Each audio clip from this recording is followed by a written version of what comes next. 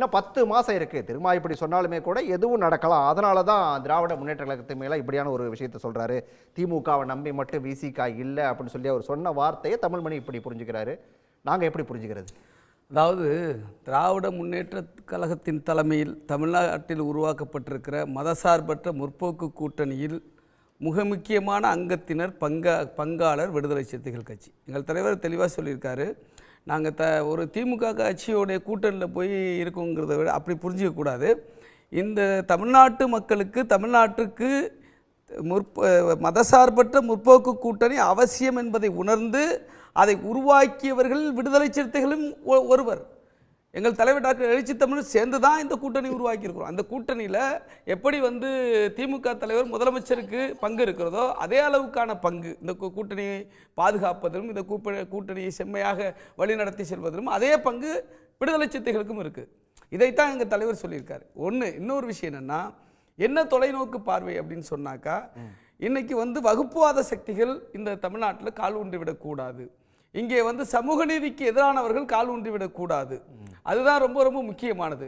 மத அடிப்படையில் ஜாதியின் அடிப்படையில் வெறுப்பை தூண்டி மக்களை பிளவுபடுத்தி வெறுப்பு அரசியலை இங்கே விதைத்து இங்கே இந்த மண்ணை சிதைத்து விடக்கூடாது, இந்த மண்ணை பிளவுபடுத்தி விடக்கூடாது, அப்படிப்பட்ட சக்திகள் இங்கே கால் ஊன்றி விடக்கூடாது என்பதுதான் எங்களுடைய நோக்கம்.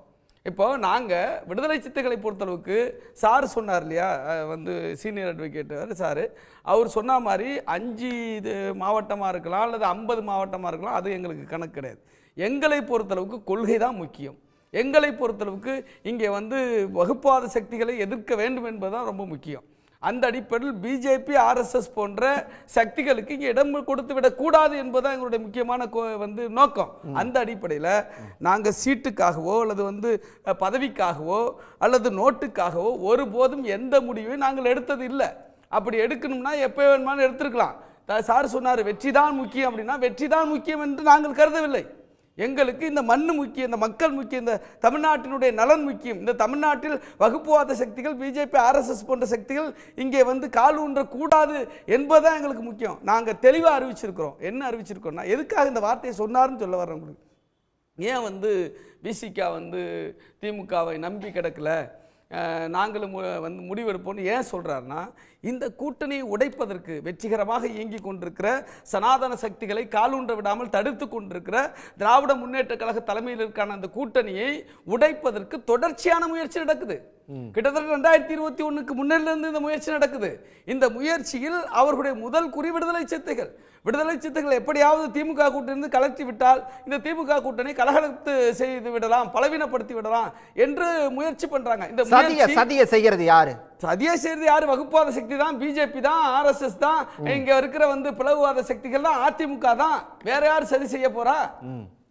பிஜேபி போன்ற பிஜேபி முக்கியமா பிஜேபியும் ஆர்எஸ்எஸ் சங்க பரிவாரங்களும் அதிமுகவும் இந்த சதியை தொடர்ச்சியாக செஞ்சுக்கிட்டு இருக்கிறாங்க. நாங்கள் இதுக்கு இடம் கொடுக்கவே இல்லை. 2024 கூட இலவு காத்து கிளியை போல அதிமுக காத்து கிடந்தது. விடுதலை சிறுத்தைகள் தங்களுடைய கூட்டணிக்கு வருவார்களா என்று பேச்சுவார்த்தை நடத்துவதற்கு முயற்சித்தார்கள். அந்த முயற்சிக்கு கூட நாங்கள் இடம் கொடுக்கல. நாங்கள் தெளிவாக அறிவிச்சிட்டோம், திமுக தலைமையிலான இந்த கூட்டணியில் மதசார்பற்ற முற்போக்கு கூட்டணியில் எந்த சிக்கலும் இல்லை, எந்த உரசலும் இல்லை, எந்த பிரச்சனையும் இல்லை. இந்த கூட்டணி வெற்றிகரமாக இயங்குகிறது, வெற்றிகரமாக வகுப்புவாத சக்திகளை எதிர்த்து களம் காண்கிறது. தமிழ்நாட்டு மக்களுடைய உரிமைகளை காப்பதில் போராட்ட களத்திலே முன்னோடியாக நின்று கொண்டிருக்கிறது.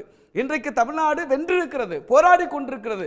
தமிழ்நாடு இன்னும் ஒன்று சொல்லிடுறேன், நாங்கள் பிஜேபி இருக்கிற கூட்டணியில் அங்க வகிக்க மாட்டோம், பாமக இருக்கிற கூட்டணியில் அங்க வைக்க மாட்டோம். ஏன்? பிஜேபி ஒரு மதவாத கட்சி, பாமக ஒரு ஜாதியவாத கட்சி. இதில் நாங்கள் அங்க வைக்க மாட்டோம்னு எங்கள் தலைவர் 10 வருஷத்துக்கு முன்னாடி சொல்லிட்டாங்க. இப்போ என்ன சொல்றாங்கன்னா, இப்போ பிஜேபி ஏடிஎம்கே ஒன்று சேர்ந்துருச்சு. ஸோ அங்கே போக முடியாது, அங்கே போக முடியாது. விஜய் கிட்ட போயிருவீங்க.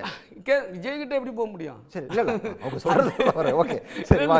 அவருக்கு என்ன சார் இருக்கு?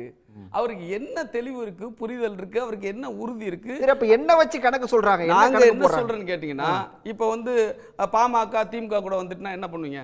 இப்போ என்ன சொல்றாங்கன்னா, நாங்க தான் சொல்லிட்டோம்ல, ஏற்கனவே அறிவிச்சிட்டோம்ல, நிலைப்பாடு எடுத்துட்டோம்ல. பாமக இருக்கிற கூட்டணிக்கு போக மாட்டோம், பிஜேபி இருக்கிற கூட்டணி போக மாட்டோம், அதிமுக ஏற்கனவே கூட்டணி சேர்ந்துருத்து பிஜேபி. அது பிஜேபியோட அதிமுக கொண்டு வச்சிருந்துச்சு அப்பதான் சொல்லணும், அதான் சரியா இருக்கும். ஏன்னா கூட்டணி அறிவிச்சவர் அமித்ஷா இல்ல, எடப்பாடி கிடையாது. சரி, அப்போ வந்து திமுக கூட்டணியில் நாங்க இருக்கிறோம். இப்போ மதசார்பு முற்போக்கு கூட்டணி நாங்கள் இருக்கிறோம். அதுக்குள்ள பாமக வந்துச்சுன்னா இவங்க என்ன பண்ணுவாங்கன்னு கேட்குறாங்க. இதுதான் சில்மிஷம் பண்றது, இதுதான் வந்து தூண்டுறது, இதுதான் எங்களை குறைத்து மதிப்பிடுறது. இதுக்கு தான் இந்த வார்த்தையை சொல்றாரு. திமுக மீது இருக்கிற அதிருப்தி அல்ல, தலைமை கூட்டணியில் இருக்கிற எந்த உரசலிலும் அல்ல, திமுக தலைமையின் மீது எந்த சிக்கல் இல்லை, நல்ல நட்போடும் நல்ல சகோதர பாசத்தோடும் பயணம் போயிட்டு இருக்கு. அப்போ என்ன இந்த பிளவுவாத சக்தி பிஜேபி ஆர்எஸ்எஸ் போன்றவங்க சோசியல் மீடியாவை பயன்படுத்தி இணையத்தை பயன்படுத்தி கருத்தை உருவாக்குறாங்க. என்ன உருவாக்குறாங்க சொல்லிடுறேன். என்ன உருவாக்குறாங்கன்னா பாமக வந்துட்டா என்ன பண்ண, பாமக வந்துட்டு நாங்கள் வெளில போவோம், அவ்வளவுதான் நாங்க சொல்றோம், வேற ஒண்ணும் இல்ல. வெளில போய் என்ன பண்ணுவோம் அது அப்புறம் முடிவு பண்ணிக்குவோம், அது வேற விஷயம். ஆனால் பாமக வராதுன்னு வந்து திமுக தலைவர் சொல்லிட்டாரு. மாண்புமிகு முதலமைச்சர் மு.க. ஸ்டாலின் இந்த மாதிரி சில்மிஷன் பண்ற இந்த மாதிரி அற்ப கருத்துக்களை விதைப்பவர்களுக்கான பதிலே தவிர திமுகவை எதிர்த்த பதில் அல்ல. இதை நல்லா புரிஞ்சுக்கணும். இந்த அற்பர்களுக்கான பதில், இந்த கூட்டணி உடைத்து விட வேண்டும் என்று கங்கணம் கட்டி கொண்டு சரி செய்பவர்களுக்கான பதில், இப்படிப்பட்ட கருத்துக்களை இணையத்திலும் சமூக வலைத்தளங்களிலும் திட்டமிட்டு உருவாக்குபவர்களுக்கான பதிலை தவிர நாங்க ஒன்னும் என்ன சொல்ல பலமற்று கிடக்கல, நாங்க சுயமரியாதையற்று கிடக்கல என்று அவர்களுக்கு சொல்லுகிற பதிலை தவிர கூட்டணியில் எந்த சிக்கலும் இல்லை. உடனுக்குடன் செய்திகளை தெரிந்து கொள்ள சன் நியூஸ் பெல் ஐகானை கிளிக் பண்ணுங்க.